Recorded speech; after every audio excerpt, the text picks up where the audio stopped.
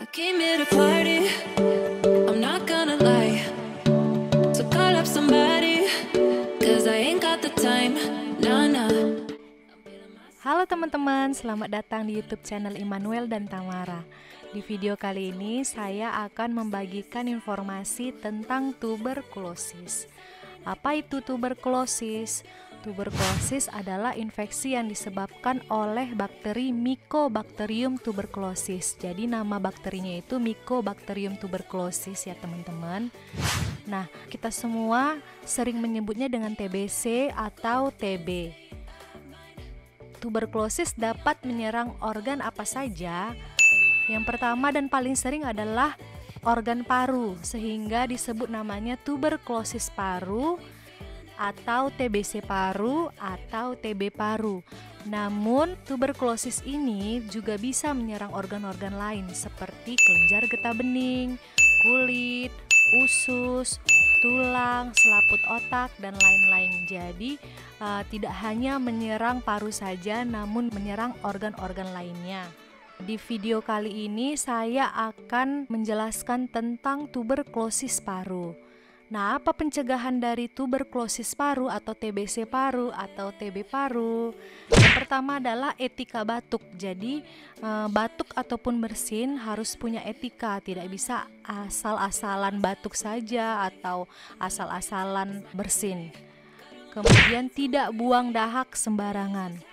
Menghindari kontak erat dengan yang menderita TBC aktif. Jadi kalau misalnya kita tahu ada saudara atau ada teman yang kita tahu bahwa beliau sedang menderita TBC aktif, kita harus mencegah atau menghindari kontak erat. Jangan terlalu sering berkontak dengan mereka, tapi juga memakai masker saat berkontak dengan mereka. Kemudian kita harus makan makanan yang sehat, lingkungan juga harus bersih, ventilasi rumah harus baik. Jadi ventilasi rumah itu harus baik dengan tujuan agar sirkulasi udara dapat bertukar. Kemudian istirahat cukup dan olahraga yang teratur.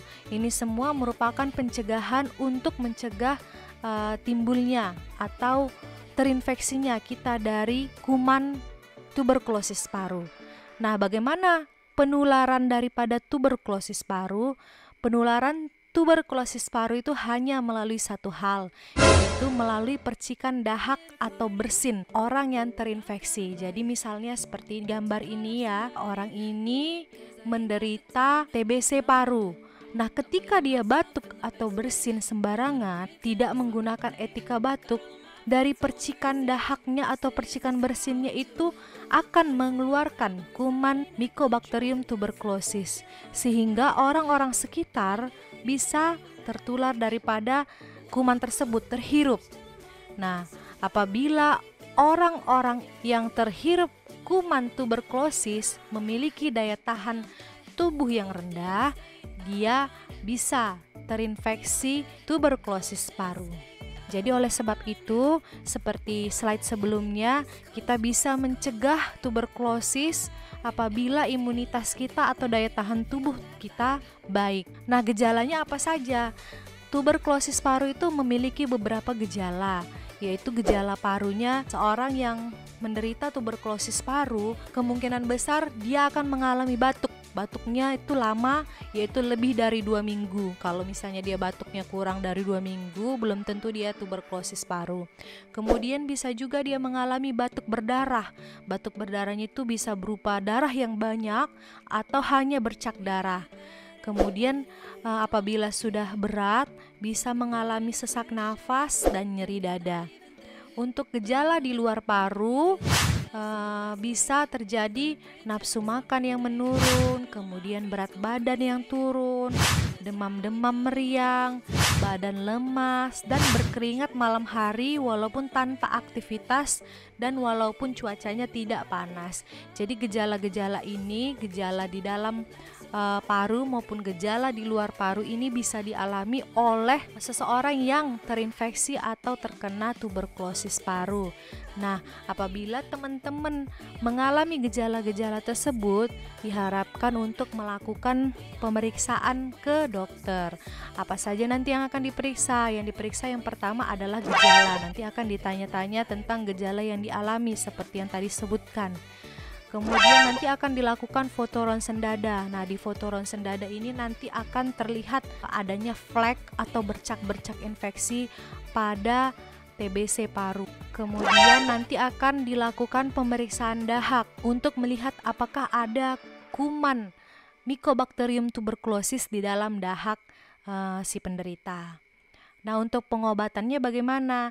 Nanti apabila secara keseluruhan dokternya mendiagnosis kita menderita tuberkulosis, akan diberi pengobatan minimal 6 bulan. Jadi karena kuman ini sangat bandel, sangat nakal, maka pengobatannya akan panjang, bisa lebih dari 6 bulan. Kemudian obatnya ini tidak boleh putus atau tidak boleh berhenti obat. Karena apa? Karena nanti banyak pasien kita yang 2 minggu atau 1 bulan mengkonsumsi obat ini saja, nanti gejalanya sudah hilang, bahkan menafsu makannya sudah baik, berat badannya sudah naik gitu. Jadi mereka merasa penyakitnya ini sudah sembuh, jadi mereka putus atau berhenti berobat, jadi tidak mengkonsumsi obat-obat tersebut. Nah, hal ini nggak boleh teman-teman. Jadi untuk kuman tuberkulosis paru ini, ya tadi sudah saya sebutkan, kumannya sangat nakal. Jadi kalau misalnya kita tidak 6 bulan, minimal 6 bulan atau tidak sesuai dengan anjuran dokter diberhentikan, nanti kumannya itu akan bangkit kembali. Jadi diharapkan untuk pengobatannya tidak putus atau tidak berhenti sampai selesai, sampai dokter menyatakan bahwa pengobatan tuberkulosisnya selesai. Kemudian obat-obat ini kan dikonsumsi dalam waktu yang lama, akan menimbulkan beberapa efek samping obat. Apabila teman-teman yang sedang mengkonsumsi obat TBC paru atau tuberkulosis paru dan ada efek samping obatnya, diharapkan untuk teman-teman tidak berhenti berobat, tidak berhenti mengkonsumsi obat, namun memberitahukan bahwa ada efek samping obat. Beritahu kepada petugas kesehatan yang bersangkutan, nanti mereka akan memberikan pengobatan yang sesuai dengan efek samping yang teman-teman rasakan. Kemudian obati penyakit penyerta lainnya. Nah, biasanya untuk tuberkulosis paru ini bisa disertai dengan penyakit lainnya seperti diabetes atau kencing manis. Jadi kita tidak hanya mengobati tuberkulosisnya saja, tetapi juga mengobati diabetes atau kencing manisnya. Jadi diobati keduanya. Nah, bagaimana jika tuberkulosis ini tidak diobati? Maka ya tentu saja tuberkulosisnya tidak sembuh. Nah, kalau tuberkulosisnya tidak sembuh, bisa menjadi lebih berat, bisa menimbulkan sesak, kemudian bisa menimbulkan kematian. Nah, jika tidak diobati, akan ada kemungkinan lebih sulit diobati. Oleh karena kemungkinan bakteri yang tadi sudah menjadi kebal. Jadi obat yang 6 bulan itu udah nggak mempan lagi. Jadi obatnya harus lebih tinggi lagi daripada obat yang 6 bulan itu. Nah, jika tidak diobati tentu saja menularkan kepada anggota keluarga atau orang lain. Nah, demikian informasi dari saya tentang tuberkulosis paru. Apabila teman-teman ada yang ingin memberikan saran tentang topik apa selanjutnya yang akan kita bahas, boleh chat di kolom komentar ya teman-teman. Terima kasih telah menonton video ini. Salam sehat selalu. We out there.